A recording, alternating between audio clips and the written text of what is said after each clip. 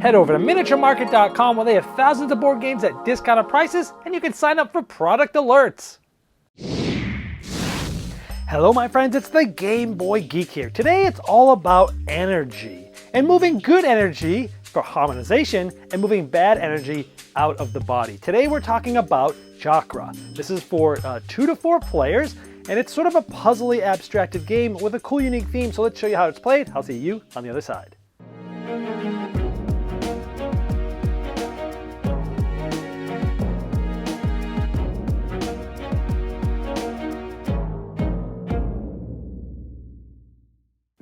In Chakra, you're getting different types of energy and you're trying to move them around like a puzzle to try to get it to the matching chakra color. Now here you're trying to harmonize those to get all 3 of the same color into the right chakra. At the end of the game, you're going to gain a certain amount of points depending on which color chakras you were able to harmonize. In this case, 4. These range from 1 to 4. They're randomized each game, and you'll get to peek at one of these at the beginning of the game, and there's other ways you can peek at some of these throughout the game that I'll show you a little later. For example, at the beginning of the game, I got purple, so I was able to look at this one and we see, ooh, purple's only worth 1 point. We might not want to focus on that one. Now on your turn, one of the main things you could do is receive energy. And you can look at one of these 3 columns and you can take energy from there. Now, if there's multiples of the same color, you can only take 1. So you could take a blue one or a yellow one or the blue and the yellow. Here you could take, if there's a black energy, that's bad energy. It will like clog up your board, but you have to take it if you take from that column. So if we wanted just this green one, we'd have to take the green and the bad black. Or in this case, since they're all different, we could take all 3. So when you take that energy, you can place in the very top here. This was empty, now it's sort of full, and that's one way that you can gain the energy. However, another thing you could do is instead of putting it up here, you could take all 3 of them and place it in a spot, assuming that you have open spots there, and place one of your actions here. Over the course of the game, you'll have 5 different turns of actions you can take. You're simply temporarily making it so that you won't be able to use this until later, but it allows you to place it right here. Well, why would you want to do that? Because on a future turn, instead of taking energy, you could select one of these actions with this action marker. For example, you could say, hey, you know what? I want 1 to go up and 1 to go down. So we could say, you know what, I'm going to go here, this puts the blue where it needs to be, and we'll send the black down this way. Now, the black energy, again, is ones that you don't want. They sort of just clog things up. However, if you're able to get it all the way down to the bottom, then at the end of the game, this will be worth a point. Or one of the actions is you can take this and get rid of it, and you can draw any energy cube from the bag, essentially picking the color that you want.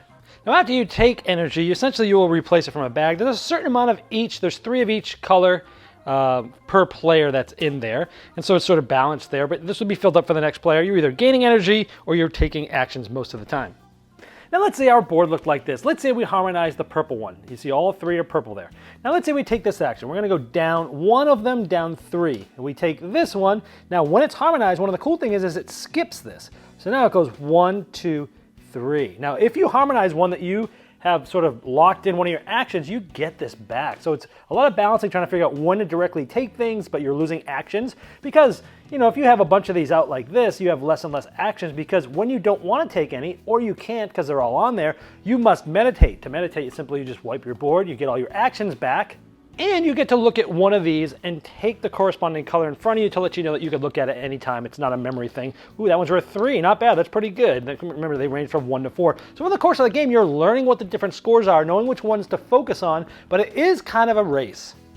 Because you're using these actions like moving 1 down 3 or 1 down 2 and another one down 1, or all these different ways that you can sort of move the different energy. And you're trying to do it because the game will end as soon as one player has 5 different chakras harmonized. And then you simply just play so everyone has an equal amount of turns, and then the game's over. And then you'd flip over all these, and you'd see which chakras you fully harmonized, and you'd add up your points, and whoever has the most is the winner. All right, let's first start with the things I liked about the game. The game has a very unique theme. I'm tired of seeing all the same old, song and dance, zombies and space and this and that. Unique theme about the whole energy and chakra. I just think that's really cool. The game itself has definitely beautiful, vibrant art. You saw the player board there. All the characters that are on those different boards are very, they just look nice. It's very colorful. It kind of draws you in. I like that. I like puzzly games. This is definitely one of those. You're trying to figure out which energy should I take? How am I going to move it down? What's the most efficient way to use my actions? Can I harmonize certain ones above and allow it to move down quicker? And when should I use, the those action tokens to bring energy in directly where I want it to go. So this game is really just one big puzzle that you're trying to sort of figure out the quickest, the most efficient, but also trying to find the ones with the most points. So it's definitely one of those puzzly things that I tend to enjoy quite a bit. I like the sort of bad energy that you're sort of forced to take it if you take from that column.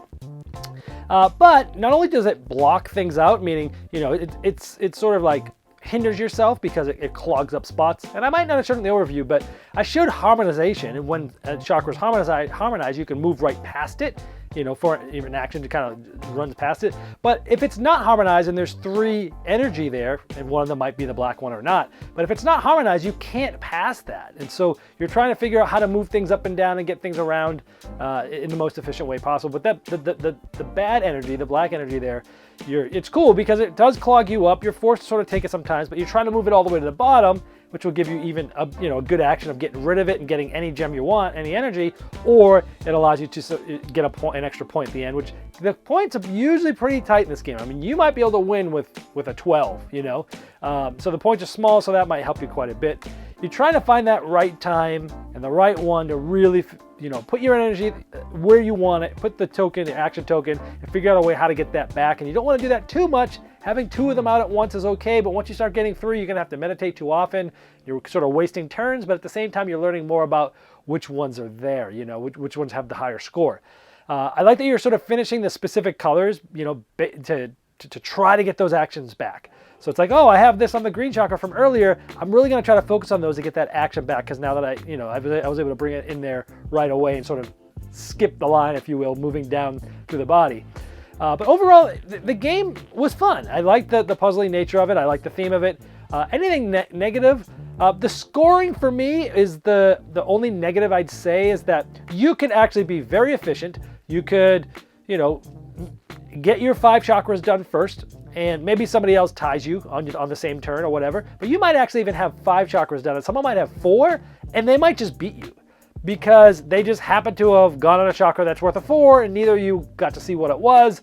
So you can lose randomly in this game, and I don't like that aspect of it. Now, if it was a pure race, which I would prefer, I'm not sure that solves it either, because then it's like, 3/4 of the game, you might be able to tell who's going to win, right? You want to be able to have that. So if you see someone's ahead of you, start looking at the ones that, that they haven't seen yet, and try to go for those. Maybe they're the bigger scoring ones.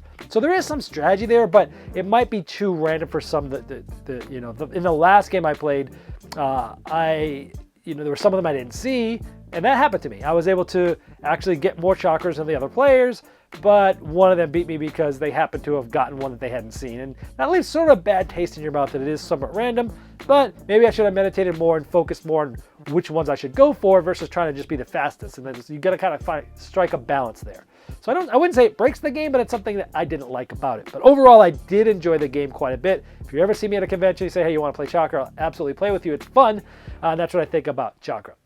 Did you miss the Game Topper 2.0 Kickstarter? Have no fear. It's not too late to get in on the ultimate gaming accessory. Convert your table into a high-quality gaming table with a fully portable Game Topper system and take advantage of some of the best 3mm premium gaming mats in the industry. New styles, new sizes, and new accessories can be yours. Upgrade every game you play by late backing now at GameToppersLLC.com.